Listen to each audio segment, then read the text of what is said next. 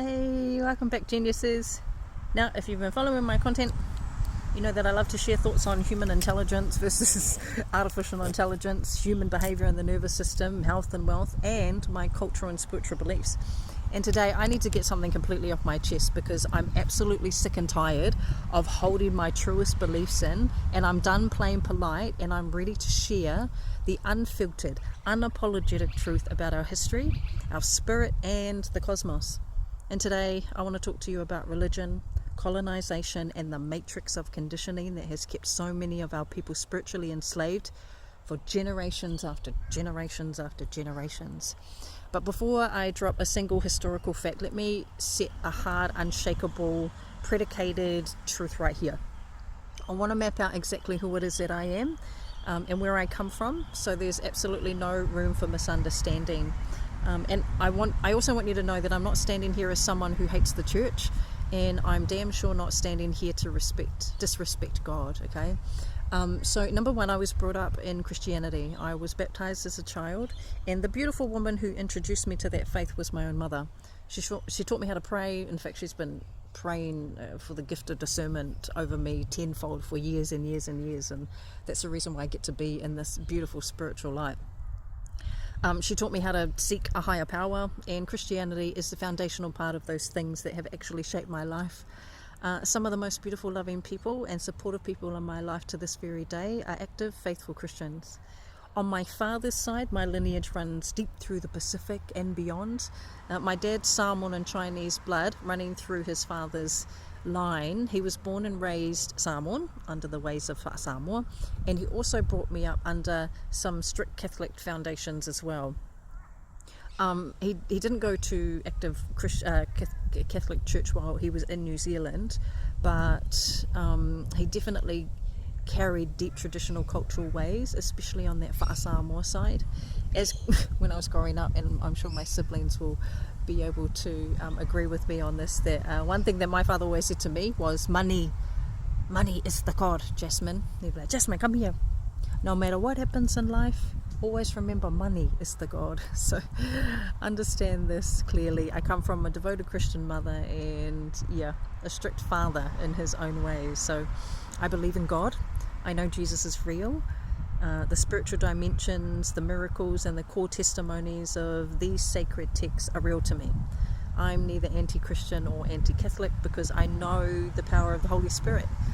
But what I absolutely unapologetically reject is the way that these beautiful spiritual truths have been fabricated, distorted, and weaponized over generations to control our minds, restrict our power, and dictate exactly how our belief systems are supposed to look.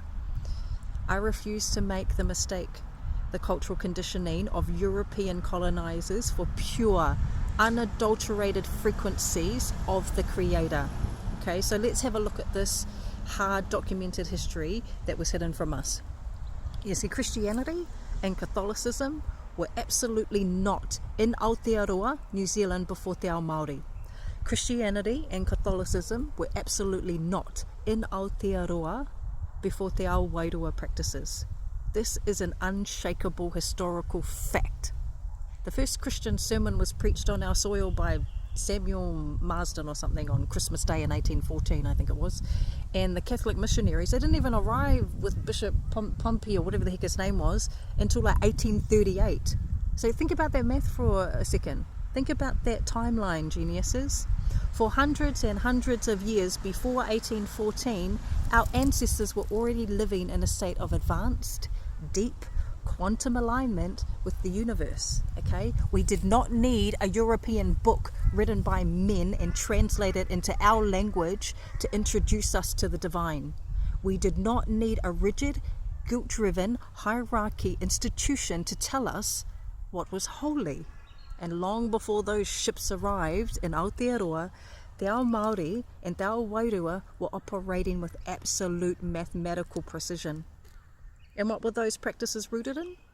We spoke to the moon. We spoke to the sun. We read the stars. We listen to the rivers. We honour the land. And we maintain a fluid relationship with Mother Nature. We call her Papa Tuanuku. And let me tell you something that might shake up the religious matrix, but it is the absolute truth. Mapping of the movements of the planets, tracking the lunar cycles, and understanding energetic frequencies of the earth is a hell of a lot closer to numerology, astronomy, astrology than the Western religion. And I want to repeat that, okay? Mapping of the movements of the planets, tracking the lunar cycles, understanding energetic frequencies of the earth is a hell of a lot closer to numerology, astronomy, and astrology than it is to Western religion. Our ancestors were not pagans. Our ancestors were not savages practicing witchcraft. They were ancient scientists. They were master astronomers. When they developed the maramataka, the Māori lunar calendar, they weren't just guessing or indulging in folklore, okay? They were observing the cosmic clock with empirical accuracy. They knew exactly how the gravitational pull of the moon affected the tides, the soil, the crops, and our human behavior. Our ancestors, they understood that the micro movements of the cosmos directly impact biology, our hormones, our nervous system of every living thing on this planet. Ask any native indigenous who knows how to practice their whakapapa, their lineage, their actual originality of their spirituality, and they will agree. That isn't religion. Religion demands blind faith in a man-made dogma and institutional rules. What our ancestors practiced were lived. Practical science of energy and vibration. They knew that the sky ranginui and the earth papatuanaku were the ultimate physical spiritual blueprint given to us by the Creator. When the white people, the European colonizers, they arrived on our lands, they recognized something very, very quickly. They could never control, they could never exploit, and they could never conquer a people who knew they were directly connected to the sovereign source of the cosmos.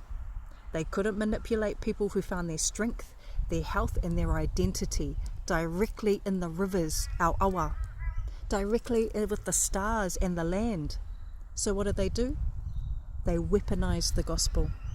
They took our ancient high vibe cosmic science and slapped a label of sin and demonic on it, and they forced a narrative of guilt, shame, and generational trauma down our throats. They taught us to look away from the earth, away from our bodies, and away from our own intuition. They told us to pray to an image of God that looked like a colonizer, requiring an institutional middleman just to be heard. And that fucks me off today. It fucks me off every day, because that exact psychological inversion has trickled down through generations, from my great-grandmother to my grandmother to my mother to me, and now I have 2 sons, fracturing our families, separating us from our natural power. And I'm going to tell you, as a mother who's currently raising 2 young males in this fatherless home, my spirituality and my belief system are not a game. They are my lifeline. They are the absolute foundation of how I protect, guide, and anchor my sons in a world that is constantly trying to misalign them. And because I understand the weight of this responsibility, I will never ever force Christianity, Catholicism, or even my own spiritual practices down my children's throats. Why?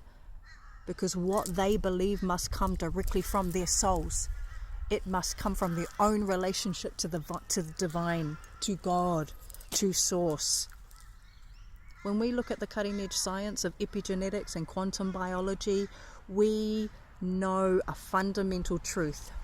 The environment signals the gene.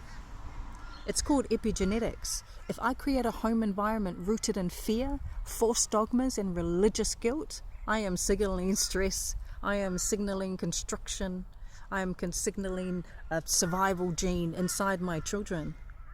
But if I create an environment of absolute freedom, truth, cosmic alignment, I give them space to regulate their nervous system and discover who God is for themselves from the inside out. That to me is true spiritual legacy. And true spiritual legacy isn't about forcing kids to memorize something that's in a book just out of frickin' obligation. It's about teaching them how to listen to the quiet voice of the Holy Spirit within their hearts.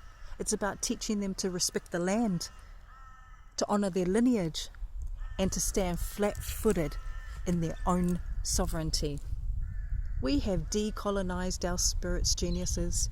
We have to look at the state of modern society, the chronic illness, the mental health crises, the profound isolation, and the realization that this is a direct result of a religious conditioning that severed our connection to Mother Nature and the natural laws of our Creator.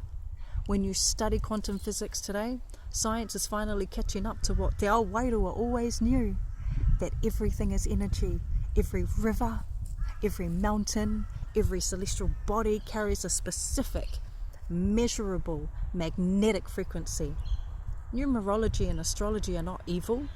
They're simply symbolic languages used to decode the universal frequencies. The numbers 1 through 9 are archetypes of creation. The movement of the stars are gears in the divine clock. When you embrace this truth, you aren't turning back on God. You're removing the European colonial filter that finally looked us raw in the frickin' face and tried to tell us lies. But we know the magnificent architecture of the Creator clearly. So let the critics talk. Let the people who are terrified of their own power double down on their conditioning and cast their judgments. My job is not to convert the closed-minded. My job is to stand anchored in my truth. My job is to stand anchored in my history and the science that illusions simply melt away in my presence. I'm smiling today because I honour my Christian mother. I honour my Samoan, Whaasamoa, Catholic belief, Chinese, whatever, from my father. I honour my ancient ancestors who read the stars long before 1814. I've integrated it all, and the truth has officially set me free. Because you have to reclaim your own history. You have to reclaim your own biology. You have to reclaim your own spiritual sovereignty, especially if you're trying to build legacy. Okay, that's it. The sun is shining. Thank you for listening. And remember, don't look back. Keep walking forward. Stay flat-footed in your truth today and keep your frequency clean. And I'll see you in the next video. I love you. Bye for now.